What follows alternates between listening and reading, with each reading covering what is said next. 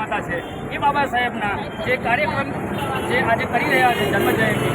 એ એક પ્રકારે નાનો કરી દેવામાં આવી રહ્યો છે। આજે એક દલિત સમાજ સુધી બાબા સાહેબને સીમિત કરી દેવામાં આવે છે, જ્યારે એ પૂરા ભારત રાષ્ટ્રના નિર્માતા છે, માત્ર સંવિધાનના ઘડવૈયા નથી। તો બાબા સાહેબે એમના જન્મથી લઈ અને જ્યાં સુધી એમણે એજ્યુકેશન લીધા પછી જ્યારથી પણ એમના રાષ્ટ્ર માટેની જે મુવમેન્ટ ચલાવી છે, જે સમાજની અંદર રહેલા કુરિવાજો, જે નારી મુક્તિ માટેના જે આંદોલનો કર્યા છે, સ્ત્રીઓ માટે આપણું હિન્દુપુર બિલ જેની અંદર સ્ત્રીઓને અત્યાર સુધી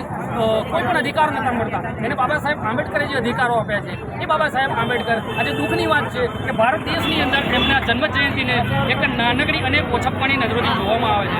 તો સમગ્ર ભારત રાષ્ટ્રના જેટલા પણ નાગરિકો આજે આ જન્મજયંતિ નિમિત્તે જ્યાં ઇન્ટરવ્યૂ સાંભળી રહ્યા છે તેઓને મારી નમ્ર અપીલ છે કે બાબા સાહેબને એક કુંઠિત માનસિકતાથી અને એક સમાજના દાયરામાં તેમને કેદ ના કરી, કેમ કે વૈચારિક પરિવર્તન આપવાવાળા વ્યક્તિ કોઈ સમાજના કે કોઈ એક જ્ઞાતિના નથી હોતા, વિચારો મહાન હોય છે, જ્ઞાતિ મહાન નથી હોતી। જય ભીમ, નમો।